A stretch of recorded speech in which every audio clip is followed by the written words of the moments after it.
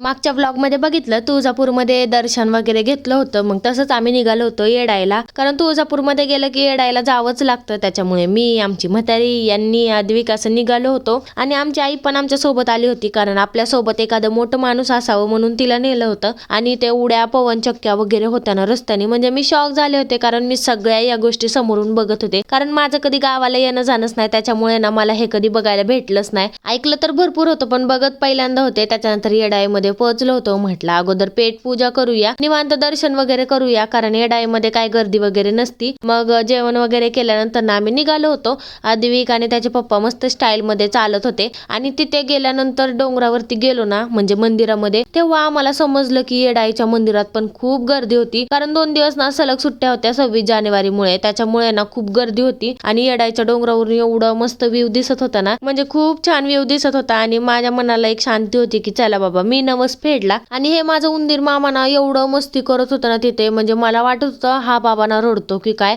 पण हा एवढा म्हणजे ऍक्टिव्ह झाला ना वरच्यावर, की तो कोणालाही बघून एकदम क्यूट अशी रिॲक्शन देतो किंवा असं मोठ्या मोठ्याने आरडतो ना. म्हणजे हा ना पहिल्याच आद्विक राहिलेला नाहीये, खूप म्हणजे खूप असे नाटके करतो किंवा खूप ना ऍक्टिव्ह झालेला आहे. म्हणजे तो असं घरातल्या कोणाकडे जात नाही, कोणी जर घेतलं ना तर खूप रडतो, पण असं कुठे फिरायला गेलं ना तर खूप सगळ्याकडे बघून हसेल, काय आवाज देईल कोणाला, काय असं करतो. नंतर तर तो आई पप्पाला आवाज देत होता.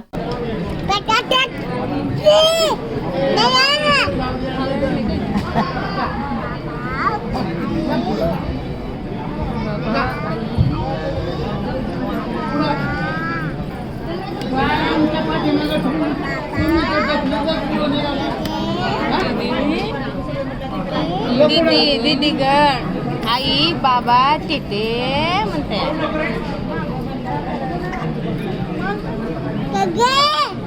आता याला इथे कुठे आई बाबा भेटणार आहे, नुसतं आई बाबा एवढंच लावलं होतं. रांगेतून आम्ही येडाईच्या मंदिरामध्ये गेलो होतो. आणि तिथे ना व्हिडिओ वगैरे काढायला काय अलाउड नव्हतं, पण एक छोटीशी अशी क्लिप घेतली होती, दर्शन वगैरे घेतलं आणि मग घरी जायला निघालो. आमची म्हातारी बघितली का लगेच डोक्यावरती पदर घेऊन बसली. तर इथून पुढचे व्लॉग ना तुम्हाला घरी गेल्यानंतरच बघायला मिळेल. तर चला बाय.